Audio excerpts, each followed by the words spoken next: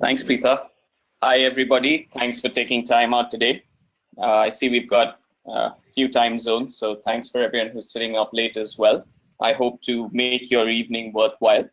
Um, I, I'm the CEO of a company that basically does deception technology, but I come from a very strong red teaming background, so I enjoy technical questions. I would really love it if you guys could, as we go along, use the question panel at the side, which you'll see, and put in your thoughts, and I'll try to answer all of them. If I can't cover all of them during the course of the presentation, then don't worry, I will get back to all of you with maybe longer form answers. And I will also be sharing the slides and a recording, so don't worry about that. In case you don't take notes on something, you'll always have this as a reference. So we're going to try and cover a bunch of ground on deception technology, a hot new topic. I hope you're all able to see the screen. And for those of you who caught the sniper in the corner, marks to you. But that's basically what we're going to talk about today. We're going to discuss how we can use the basic principles of deception against the modern adversary and how that can be a really powerful capability in cybersecurity. So let's jump right in. Here's our agenda. We're going to do 60 minutes, and I'm broadly going to break these up by first, why is deception required? The second is a question we get quite often. What's the difference between deception and honeypots, the old school honeypots that everyone's familiar with? Third, what does a deception system look like? So what are the typical components? What are the pieces that get together? And then I'll talk a little bit about where it fits around other technologies that are probably slightly more well-known today. So stuff like EDR, UEBA, machine learning, things like that. And the bulk of what I'm going to do is, what does the hacker see? Because I feel that that's more worthwhile to explain how deception works. And finally, we'll do QA. So the whole what does the hacker see part, which will be the bulk of this presentation, will be a live demo. And the demo, God's willing, everything will go well. If not, I also have my CTO, Ravi Raj, on as my plan B. And hopefully we won't need any help from him. But that's what we're looking to do today. Okay, so let's start with why deception. This has been something that's popped up fairly recently. A lot of analyst firms like Gartner have talked a lot about it. It's a top 10 security technology for both 2016 and 2017. And there's a lot of sort of hype behind it. So what's the whole reason that it's needed? I think there are three basic reasons. The first is the problem of visibility that organizations have. So most companies are blind to what's 85+% of their network, which is what resides behind the perimeter. And the way attackers have been misusing that is they land an initial intrusion or breach point, and they move around undetected for periods of months or even years, until such time as they're able to cause business impact, which is where you have a breach. And it's really crucial to understand that stopping every single intrusion is not possible, but stopping an intrusion from becoming a breach is very, very possible if you do the right things. So the problem is companies don't have visibility. If somebody can walk around your network for 200, 300, 400 days, depending on what's the most recent report that you've read, that's a problem. And that's something that needs to be addressed because we just don't know what's going on in these very vast environments that we have. So that's problem one, visibility. Problem two is the ever-changing attack vector. It's almost a cliche, but if you work on the offensive security side, you'll see that there's so much research going on there. My rough calculation looking at the premier conferences of the last few years is 60 to 70% of the material presented, the state of the art, is offensive security material, new attacks, new ways to break stuff.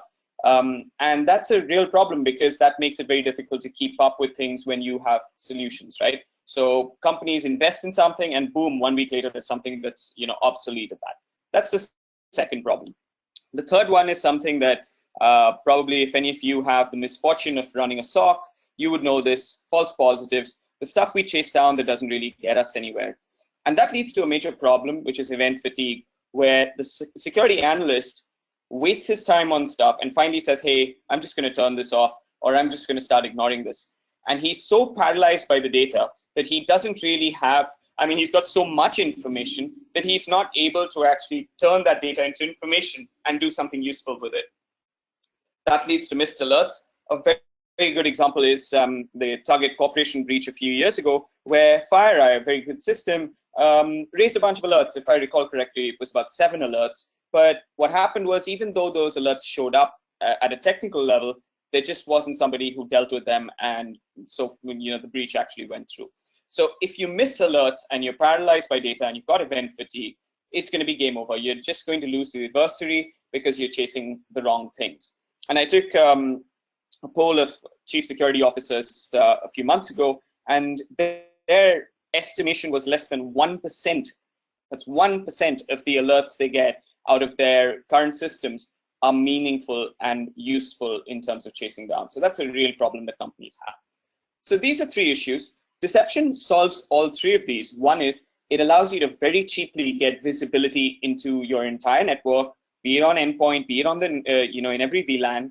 The second is it's completely agnostic to the attack vector, and I'll show you this and I'll talk more about it at length. But essentially, deception doesn't care whether the attacker uses a gun, a bomb, a knife, PowerShell, WinRM. It really doesn't matter.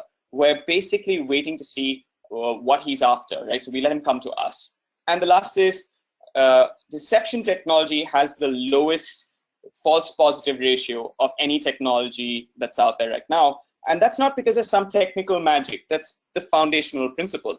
By definition, any activity in a decoy or a trap or a honeypot or whatever you want to call it, any activity is suspicious at a minimum or malicious at worst. So that means that anything you see there needs your attention. That means there are no false positives, right?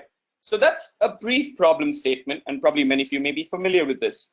But what's not so common is an exploration of why is deception the effective solution to this?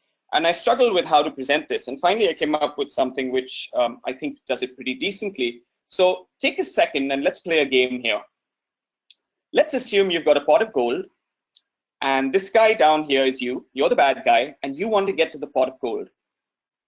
But the thing is, the people who own the pot of gold really don't want you to get there. So they've got a bunch of walls in the way. They've even installed some monitoring. And they've got a guy or a bunch of guys roaming around 24/7. So you have to find a way to this pot of gold. Now, I don't know how many of you are good with puzzles, but if you take a look at it, chances are you'll apply what we call adversarial thinking, which is essentially looking at the map of the battlefield and finding your way around the stuff that's in place, the stuff that's looking for you. So in the interest of time, I promise I'm not cheating. This is the only route that you can take without being detected. That's how you would get there, right? Fairly simple. This is how companies get breached today, with the attacker saying, hey, this is what's in place. This is how I'm going to go around it. Now let's look at the same scenario when we've got deception in place. And we're going to keep everything the same, but there's just one small difference. There's suddenly a bunch of pots of gold, and only one of them is the real pot of gold. The rest of them have motion detectors in them. And if you touch them or try to pick them up, they're going to set off an alarm. Now, in this situation, what's your first move? When you start looking at it, it's a bit difficult because you don't want to get detected. But let's take this a step further. As a thought experiment, let's remove the security controls that are in place. And at this point, you're still sitting there as an attacker saying, I'm really not sure what my first move is. This is exactly what the adversary or the pen tester or whoever it is that you're having look at a deception system is. This is what they're facing. They don't have a legitimate first move, and they can't trust their information.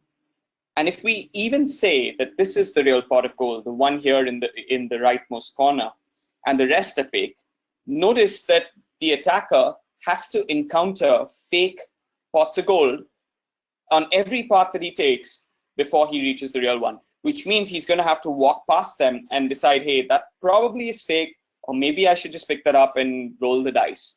This is the conundrum that deception technology basically gives the attacker. What you're doing is, at a more theoretical level, you're shifting the economic cost onto the attacker. And that economic cost is both time, resources, and cognitive. So in a large network, there's a tremendous cognitive load. That's why they take months to find stuff. So you're shifting all these costs onto the attacker, as opposed to them being on your security team. And that's a really great thing to actually have happen. So that's a sort of basic theoretical discussion of why deception is accurate. And at this point, most people say, okay, honeypots heard this, the 90s call, they want you back, right? But there's a bit of a difference between deception and honeypots. A few of them. The first is honeypots were designed to attract attacks. You wanted to pull people in. Deception doesn't do that. It sits and waits for stuff to come to it. The second is honeypots were usually internet facing, right? So they would be out on the internet for exactly this reason, whereas deception is usually both internet facing as well as behind the firewall. And unlike honeypots, which were usually vulnerable, an unpatched Windows XP machine, a good deception system looks like your real network. So it's as secure, as hardened, as patched as your real networks. It's not something which is a dead giveaway. It's also not just network focused. The honeypot was typically network focused, with some exceptions. But deception technology, as I'll show you in the demo, covers the entire gamut of the network, Active Directory, credentials, people, internet facing stuff, data. We cover everything, right? And the other nice thing is it's very high signal to noise ratio compared to a honeypot. Honeypots, just about everyone and their uncle would interact with a honeypot and you'd get some data. But that data was not useful because it was not about you. It gave you trends about what's happening on the internet as large, but it's not telling you what's happening specific to your organization. Honeypots also had the problem that they were not very realistic. You were stuck with whatever somebody put out and you had to spend a lot of time tweaking it, which also made them unscalable. So deception is both extremely realistic. It looks at your environment, maps itself to that, and it's extremely scalable. With a couple of, within a couple of minutes, you can deploy hundreds or even thousands of decoy systems and all the other parameters that you want with a deception platform. So finally, I would kind of posit that honeypots were useful for research, but they weren't really good for detecting attacks against you. That's where deception is different. It is completely and utterly focused around detecting stuff that's hitting you. We don't care about other people. We care about what's happening to you. So what are the broad components of deception? Where are the pieces fit together? There's quite a few, but essentially you've got decoys that are external facing. These are to pick up targeted or private threat intelligence. You've got stuff that mimics your servers, your applications, and these are usually high interaction. So the attacker, when he gets to them, spends a lot of time in them.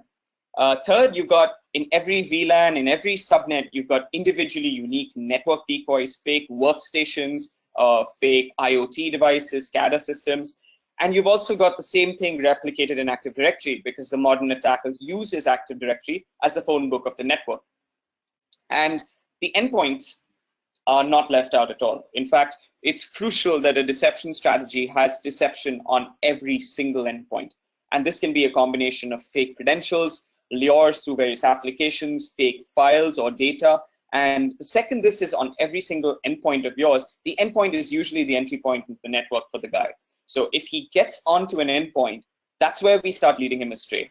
So there's a lot of deception placed there, which typically honeypots also wouldn't do. And lastly, some deception systems also do fake people. And that's really interesting because 90% of attacks, I just made up that statistic, but it's probably quite close to accurate, target your people. So you've got spear phishing emails, maybe phone calls, phishing attacks. So a deception system could even create fake phone numbers, fake email addresses to pick up on that targeted social engineering. And all of this is typically packaged, into a central console, maybe a couple of appliances, stuff like that. A good deception system would usually be agentless. You shouldn't require an agent, or maybe it's agent optional for forensics and things like that. But that's typically how it works. And it's usually set up just by, not really modifying the network because it's passive, it's out of band, it's not inline. So you would be able to just have it on the network just with the VLANs trunked. And that's how you could have it deployed very fast. Usually a deception system can be deployed in a matter of hours or days. And the other interesting thing is it is not a point solution. So typically I've taken the kill chain, which is every step the attacker has to go through to succeed, and I've kind of shortened it here into 5 steps: pre-attack recon, exploitation to get a foothold, privilege escalation, both horizontal and vertical to get a higher access level, lateral movement, move from computer to computer, and finally data exfiltration or action on objectives where he does something bad. Now, most solutions fit at one layer. So sandboxing would be an exploitation level, detection. A UEBA solution would sit at privilege escalation. Network threat analytics would sit at, say, lateral movement, and a DLP solution would sit at data exfiltration, right? So you're going to have a bunch of point solutions. If someone gets past one, you've got to rely on the next. But with deception, we place deceptive assets, deceptive stuff, the things the guys are after at each stage across the skill chain, which means you're maximizing chance to detect, and you're reducing, your total cost of detection, total cost of ownership, because in a single solution, you're able to cover the entire kill chain. And that could boil down to, I've given some examples, fake credentials, network traffic, stuff like that. And I won't talk too much here because I'd rather show this stuff to you. So why do we do this? If any of you remember this scene from The Matrix, we're doing it because we don't want the attacker to, be able to trust anything he sees. We want him overloaded, overwhelmed, dazzled, degraded, denied, deceived, deflected. There's a number of Ds you can use by the deception platform. And the second that happens, you're slowing him down, he's making mistakes, and he's getting detected, which is a wonderful thing. So that's what we're trying to do. That's the reason it's very important that deception is layered everywhere. This is probably the right time to say, okay, there's a bunch of other technology out there that detects stuff, right? So how does this differ, or where does this do better? So I've got some basic examples. Let's start with UEBA, which is a good technology. It's something that's been enhancing itself over the last few years.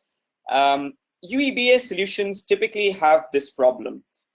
For those of you who are from India, this is actually a picture of the Kumbh Mela, and there's a CCTV watching over it, and it's trying to find one pickpocket or one guy doing something dodgy in this entire sea of people. This is basically the problem the UEBA solutions broadly face. And while it's somewhat simplistic, it's typically prone to a number of false positives. And if you're a seasoned attacker, it's reasonably simple for you to mimic the behavior of the person you're trying to pretend to be, or the system you're trying to pretend to be, to avoid that. And there's been, in fact, just this last month, there's been some very interesting work done by a security researcher called Nikhil Mittal, and he did Week of Evading Microsoft ATA, which is actually, in my opinion, an incredibly good solution in the UEBA space. And Microsoft is obviously working with him on some of these bypasses, but he's basically shown that there's lots of scope to bypass UEBA solutions, no matter how they're working, right? And there are reasons why this comes up, and I'll touch upon that in a second. So let's look at the next technology that deception is typically compared against, and that's EDR. And for those of you who have as much free time as I do and follow InfoSec drama, Carbon Black actually came out and said Carbon Black stops Mimikatz, Mimikatz being a popular privilege escalation tool that attackers use. And immediately, well, not exactly immediately, the author of Mimikatz came out and said Mimikatz stops Carbon Black.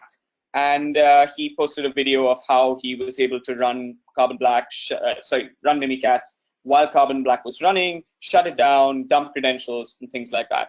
And then he went a bit further and he said, I can basically shut down Carbon Black's agent without having to do anything. Now, this is not a Carbon Black specific problem. Carbon Black is also an extremely good solution, especially their prevention stuff in the application whitelisting space. But the drama really got interesting when Cylance, which competes with Carbon Black, came out and said, Cylance stops Mimikatz, right? So they probably thought they'd get a PR leg up. And lo and behold, a little while later, Benjamin Delpy, who writes Mimikatz, comes out and shows himself dumping credentials with Cylance running completely.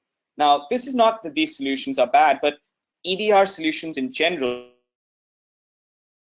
they have the basic issues operationally of agents, data overload, false positives, all that stuff, but they also are easily bypassed. They're much better than your traditional AV, but they come with the same bypasses as AV had back in the day. And some of these bypasses are so trivial that they're actually laughable. For example, a very popular solution could be bypassed just by renaming PowerShell.exe to something else.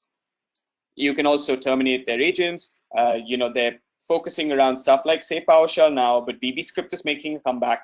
And ultimately, if the attacker is able to get remote code execution in the kernel, so if he can get to ring 0, it's game over for whatever's running on that system. In fact, there was a funny Twitter post by a gentleman called Sabti, a guy called Casey Smith rather, and he said, this is a screenshot of what your EDR product detects when your attacker is in kernel mode. And I actually kept clicking the screenshot trying to figure out what it was until I sort of had a facepalm moment when I realized that basically it's not going to detect anything. And that's a basic problem when you've got stuff like agents. When you're basically looking for bad behavior, malicious code, this is going to be the problem. You're just shifting the bar of antivirus onto EDR. So another one which is popular for detection, ML, AI, data science, predictive analytics, whatever you want to call it.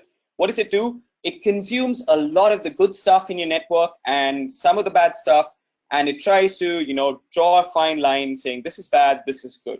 That's firstly extremely false positive prone, and it's also false negative prone, which is a bit of a problem as well. Contrast this with deception, which is correspondingly much simpler.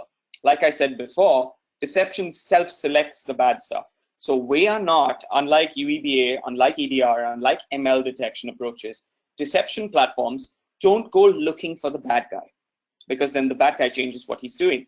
They sit there and they let the bad guy look for them. And that's really interesting because it allows you to not care about how he reaches you. You can just let him get to you, no matter how he makes it, and still detect that he's there, as long as you can deceive him, obviously.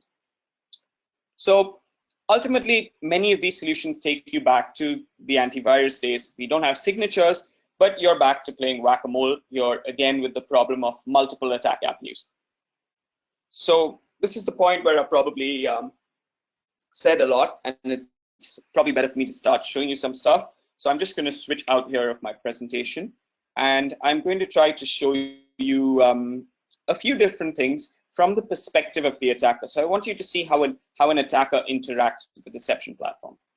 And the way I'm going to do that is I'm just opening, this is my product dashboard here. So I'm just using this to show the detection, but we're going to look at the attacker side. So we've got a bunch of decoys spread out, different types of decoys, credentials, pretty much every type that you could have out there. And I'm going to start by doing an attack against a domain that we have. So this domain is called HalloScorp. We use it for demos. And we're going to start with an external reconnaissance attack. So I'm using a tool called Fierce, and I'm going to just enumerate the DNS. I'll make this a bit bigger in case some of you can't see it. Enumerate the DNS subdomains, because that's a really interesting way to find stuff like UAT, staging servers, and things like that. So I'm just running Fierce here. And a lot of people ignore reconnaissance like this because it happens regularly and it's not easy to pick up on.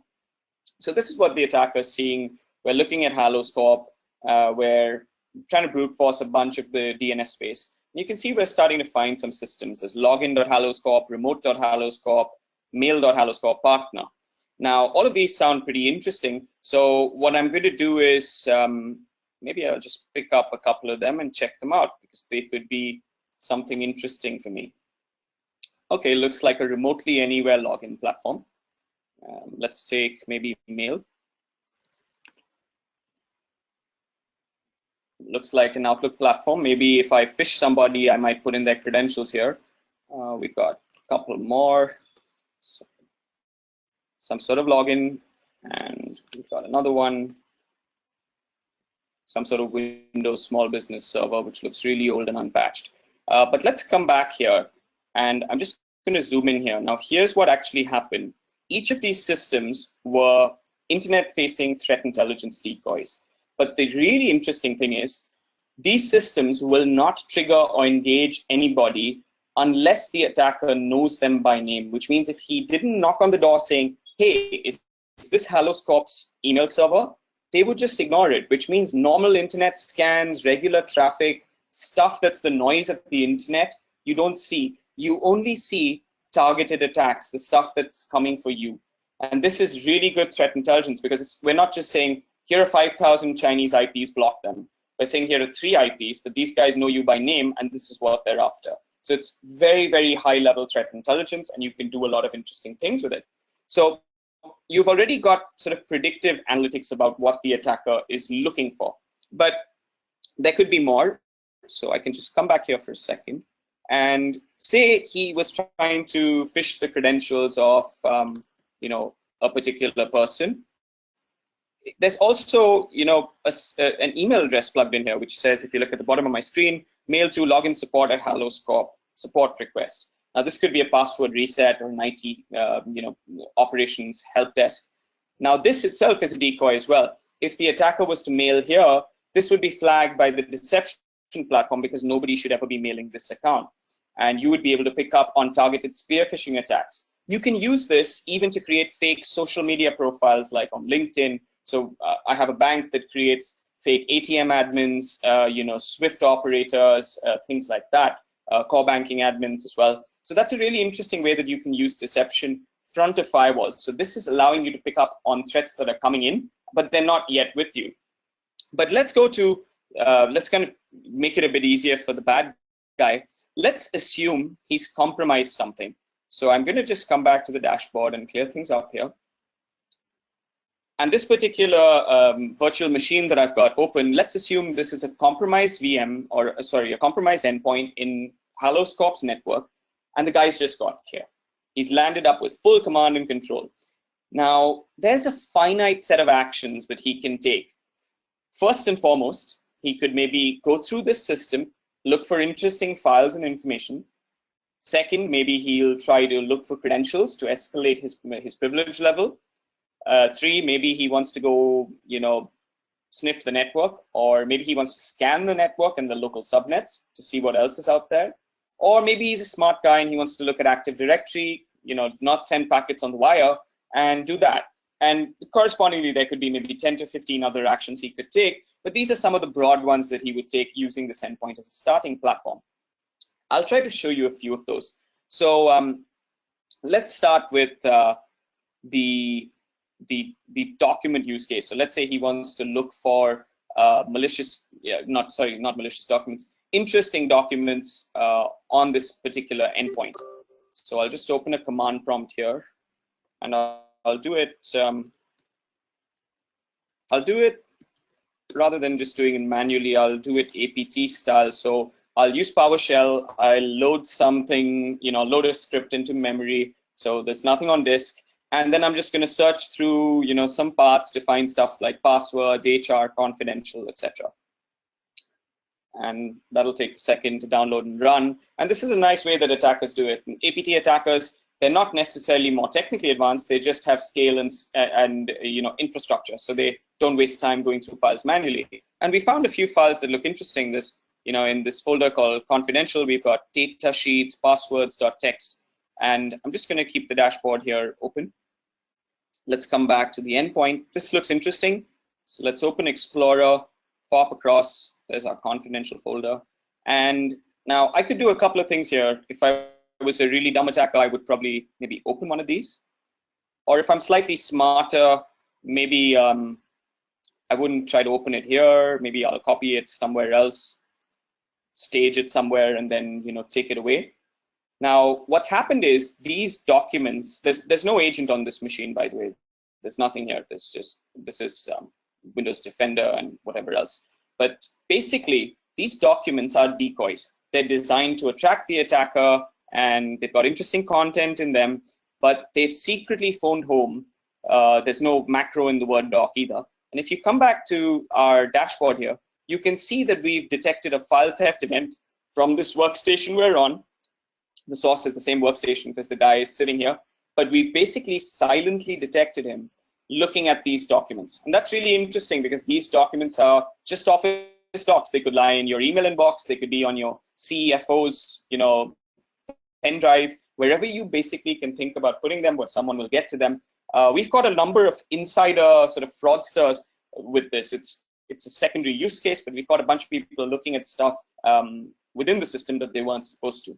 So this could be one example of what we do, but let's say we want to do some more. So I'm going to start looking for credentials to privilege escalate here. I'll clear up our dashboard again and just maybe zoom out. And I've got a couple of ways I'm going to do this. The first is many people would use something like Mimikatz, but just to be different, I'm going to use something called NetPass because most people don't actually know about this tool, and it does exactly the same thing. So what it does is it's dumping credentials from the memory of the system.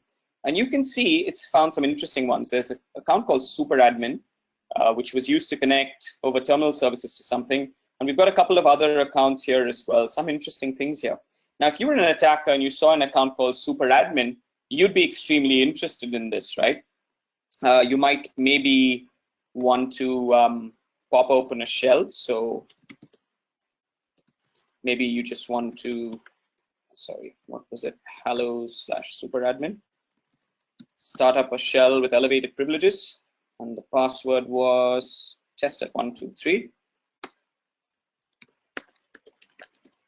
Now, it's not going to start because that is not a valid credential. But what's happened in the background here is we've got a credential theft event, because this credential itself, if the attacker checks it out, it's a domain admin, it looks active on the network, but it's injected agentlessly into the endpoint memory so that when he looks for it, he's going to figure out that, when he tries to use it rather, it's going to know nobody should ever touch me. Once again, this is a very serious alert, because if somebody's doing this and pulling credentials out of the memory of your endpoints, there's something dodgy going on.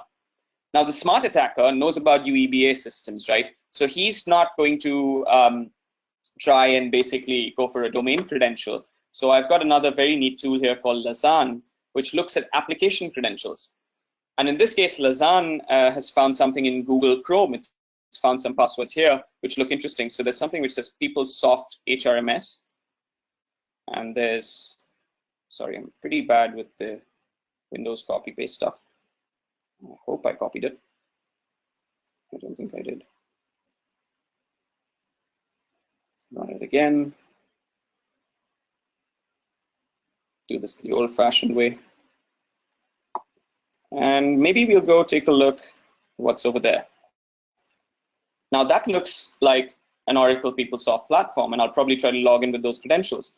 Once again, you can start seeing here, we've got a secondary detection from the same host, but this time it's a network decoy over HTTP, and you can see that the bad guy has basically tried to connect here. And you'd be able to get into more detail. Obviously, if he ran an exploit or whatever he did here, you would get to see it, because this is a decoy system itself. So we have left lures on the system in Google Chrome pointing to the decoys.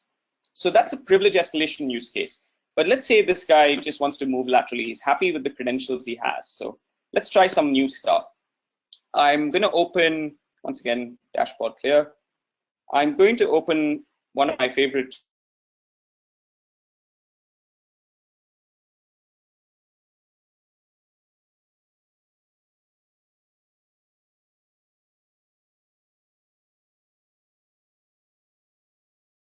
is I'm going to use it to scan a couple of subnets to class Cs.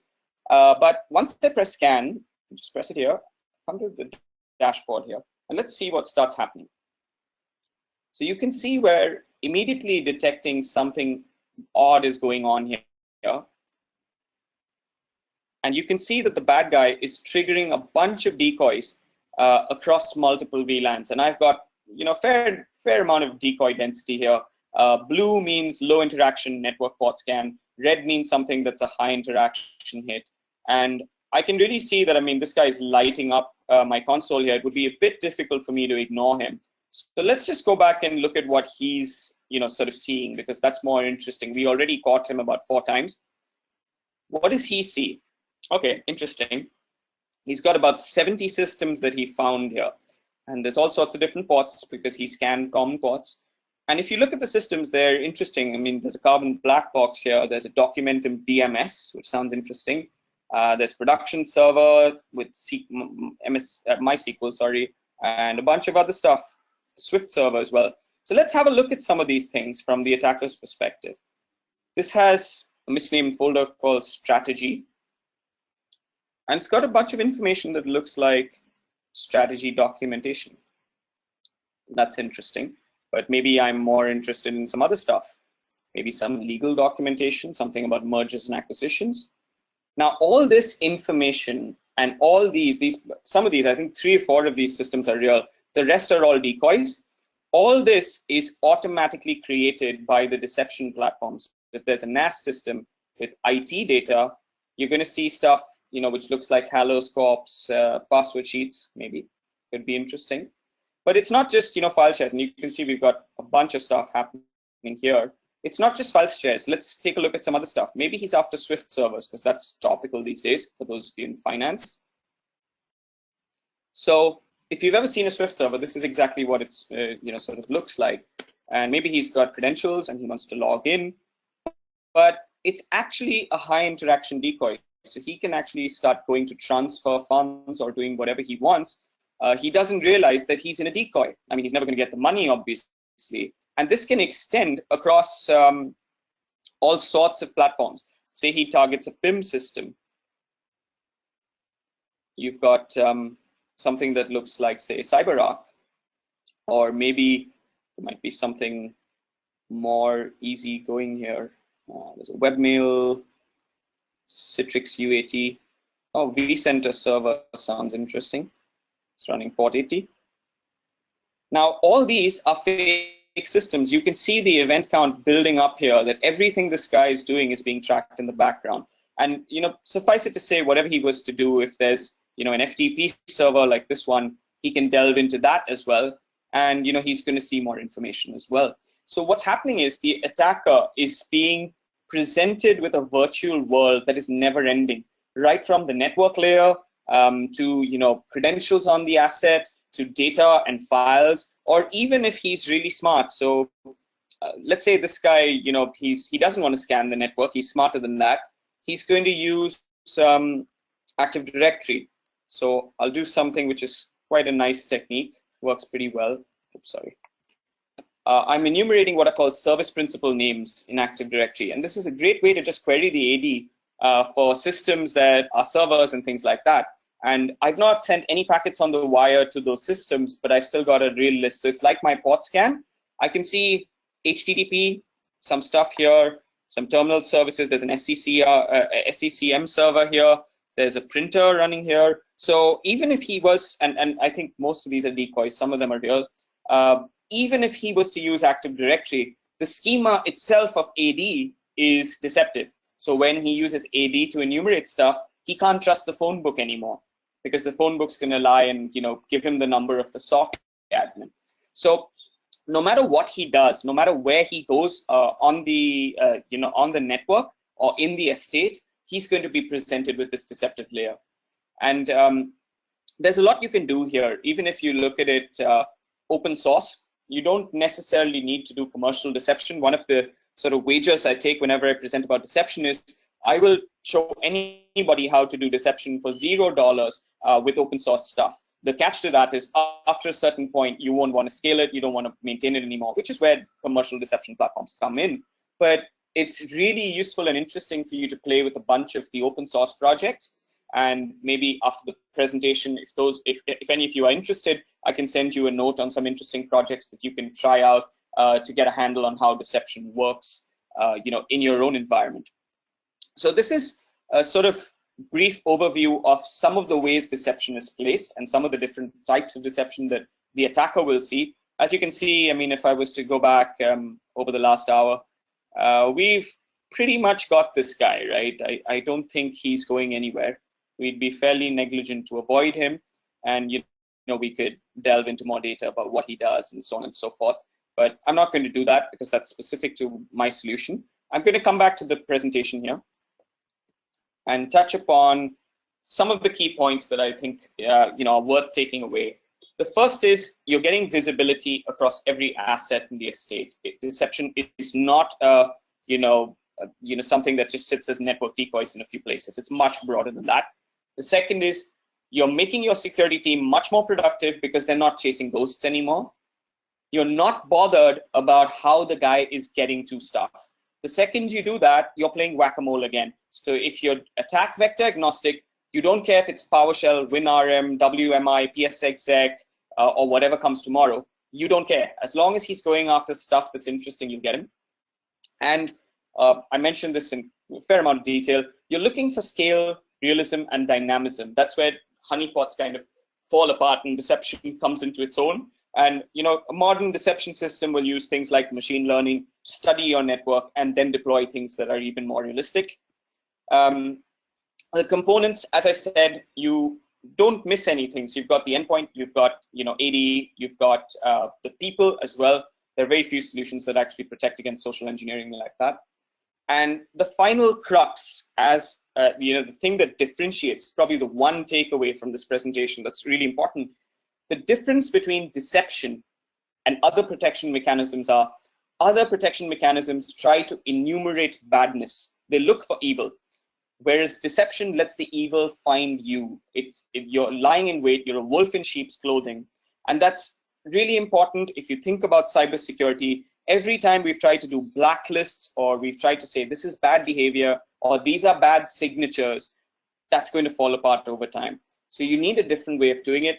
And it's not a coincidence that the people who are typically very strong proponents of deception defenses are guys who do red teaming, who do threat hunting, who do incident response. Because these are the guys who get it and they say, yes, this is how the bad guy operates. This is how deception is really going to cause him a lot of trouble. So that's more or less what I had for the presentation. I'm happy now to to take questions. My email address, my direct email address, and my Twitter handle are there. In case there's something you'd like to write to me separately, please feel free. I'm more than happy to take you up on that wager of deception open source, or anything else you have in terms of debate or discussion around deception technologies. But quite happy now. I'll stop sharing my screen and I'll jump over to the question panel so that we can take your questions. Okay. All right. So, okay, this is a good question. How do you know what's the density of deception to deploy? Okay, so what I'm guessing from that is basically how many decoys do you need to deploy? That's a good question, because there's no number which is appropriate. You could deploy 500 HR decoys, and if the attacker's not after HR information, that's not going to be particularly helpful. So the number is not important. What's important is that you know what you're trying to protect in your network. And this is one downside of deception. If you don't know what you're trying to protect, you don't know what a bad guy would be after, deception is probably not for you. Another downside of deception is if you haven't done your absolute basics, probably you should get those in place before you look at deception, because deception will raise alerts which are meaningful, and then you don't have somebody who can do something about them. So it's really not going to give you much value there. So those are two things probably as downsides to deception. You need some sort of strategy, some sort of maturity and understanding. That being said, I have customers who have smaller networks. I have a law firm. They're very well reputed, but they have a small network, and they've deployed deception because they have a lean team. They've just got one guy, and the deception system keeps false positives off, so it's easy for him.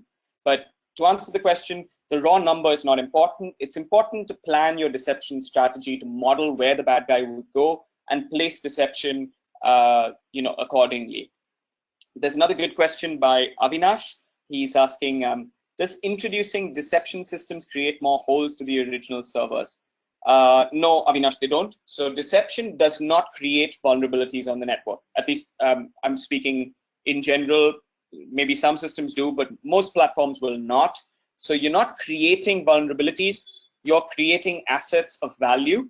The bad guy still has to work really hard to break into them. And the reason you do this is you don't want it to be easy. One is easy is less realistic, and easy means he doesn't spend much time. If you give him, say, a password hash and he takes 2 weeks to crack it, that's great. You're quite happy to have him do that. There's another question saying how to protect endpoints is if anybody's willing to inject malicious code.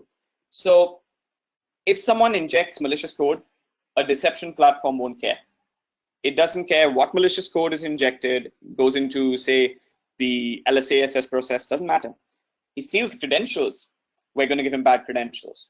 He injects code to maybe run some ransomware, and I'm not going to say the magic word WannaCry more than once, but yeah, deception platforms will give him fake data to encrypt, fake file shares to spread to. It'll keep him busy. So when you look at protecting the endpoint, what deception is going to do is it's going to place stuff there that he's looking for. It's not going to try to protect his technique, because right now, off the top of my head, I can think of 6 different ways to inject code. You've got process hollowing, you've got DLL injection, you know, a bunch of other stuff. But if you start to enumerate all of those, you're going to fail at some point.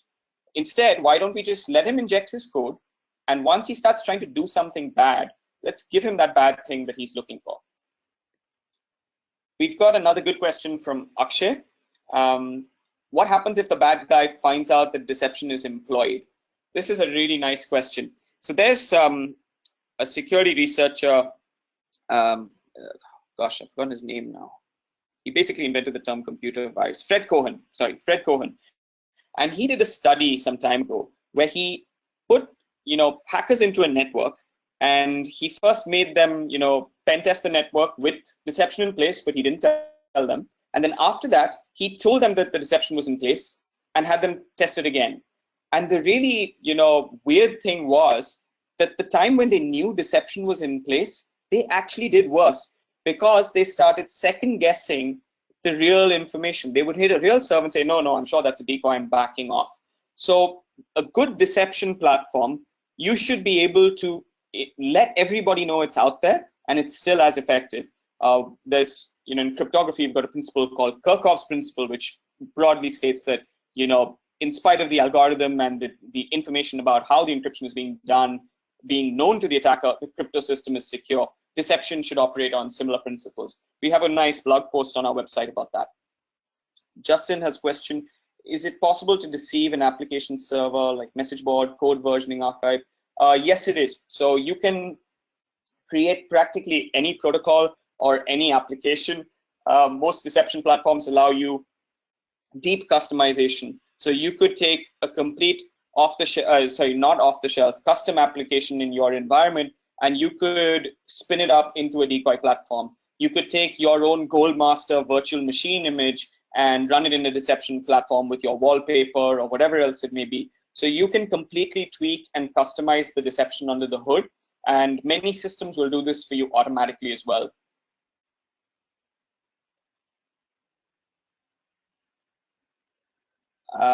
Okay, so I've got there's quite a few more questions here coming in. So I'm going to just have to try and pick some of these somewhat at random. Okay, I'm trying to give coverage to everybody. Okay, right. How does deception work for cloud environments? So there's no real difference for cloud environments. Deception platforms can be deployed in cloud environments just as the same as they can be in a normal environment. More importantly, there are some ways that the cloud gets attacked differently for that you can do stuff about. So you could create, for example, decoy AWS credentials. Try doing this in your network. On your developers' machines, create a separate set of AWS keys, monitor them in AWS's IAM, and see whether anyone tries to log in. That's deception for free, and it could be extremely useful when you do that. Okay, there's another question about SCADA ICS. How does deception work for SCADA systems?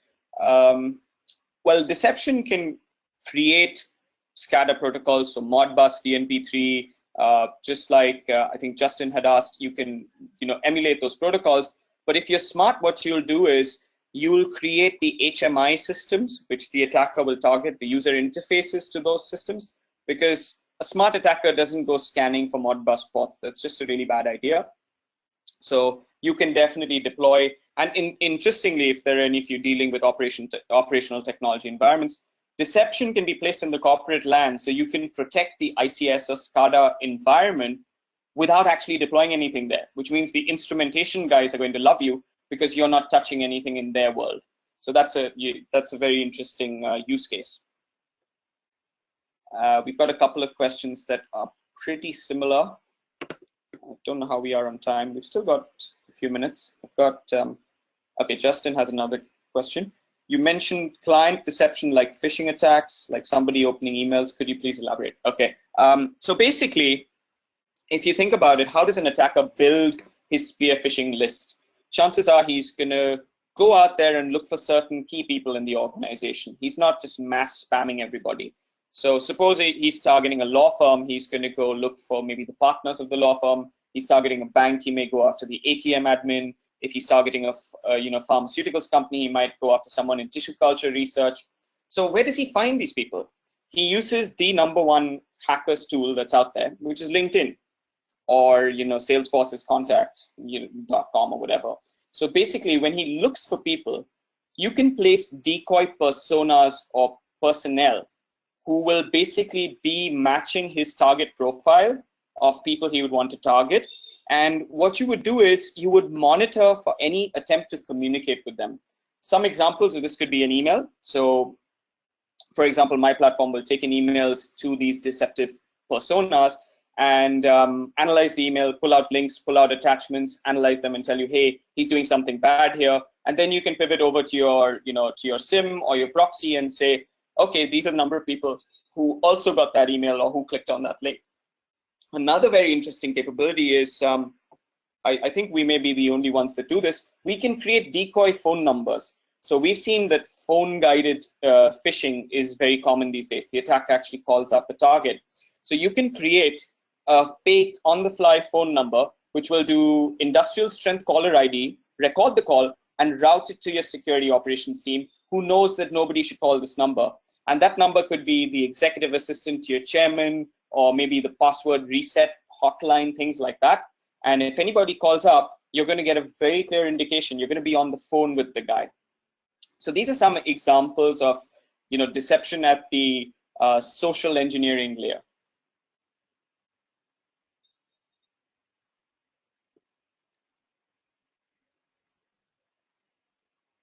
Okay, yeah, I think I covered Justin's question. Just scrolling through a few more. Okay, what are some success stories of deception? Is it widely deployed? So deception has become a somewhat frothy space. There's a lot of marketing muscle behind it. And since Gartner has been, saying, hey, this is the bee's knees, it's getting a lot of traction. But I can probably only speak to my viewpoint. I've seen deception work over the last 10 years. I've seen it work in environments that have a blank check for security, targeted by apex nation-state grade attackers, and I've seen it catch them. I've also seen it find, infected ATMs in banks. I've seen it catch a swift attack in progress and save $60 million. I've seen it in a pharmaceutical company catch intellectual property theft. So while my sample size may be small, I would say it's a very, very effective capability, but you need to do it right. You need to have the right strategy behind it. It's in many ways, it's similar to maybe DLP or NAC, where it's not just the technology, you need to have the thinking behind it and the appropriate deployment for you to see value in it. So I think many of the other questions are pretty similar. What I will do is I'm going to type my email address in the chat window below. Please feel free to write to me. As I mentioned before, the slides and the presentation will be shared, so don't worry about that. But if you do want to, discuss anything else about deception, just please feel free to write to me. It's obviously a topic that's quite close to my heart, and I'd be happy to take your questions further after this. And I guess with that, we're about a few minutes out, but I think I've got decent coverage on the question side. So Preeta, back to you, and thanks for having me. Thanks, Sahir. Thanks a lot for joining us. We hope this was a very helpful session for all of you who've joined us. If you have any more questions, like Sahir said, you could drop him an email, or you could connect to us and we would forward it to him and get you connected. You could also post on social media tagging Fire Compass. We're done with our session. So once you close your browser window, a small little question pop-up would come up. Kindly answer that with a yes or a no. That would be very helpful. Thank you so much for joining us. This session is over. We look forward to meeting you in many more future sessions. Thank you. Thanks, everyone.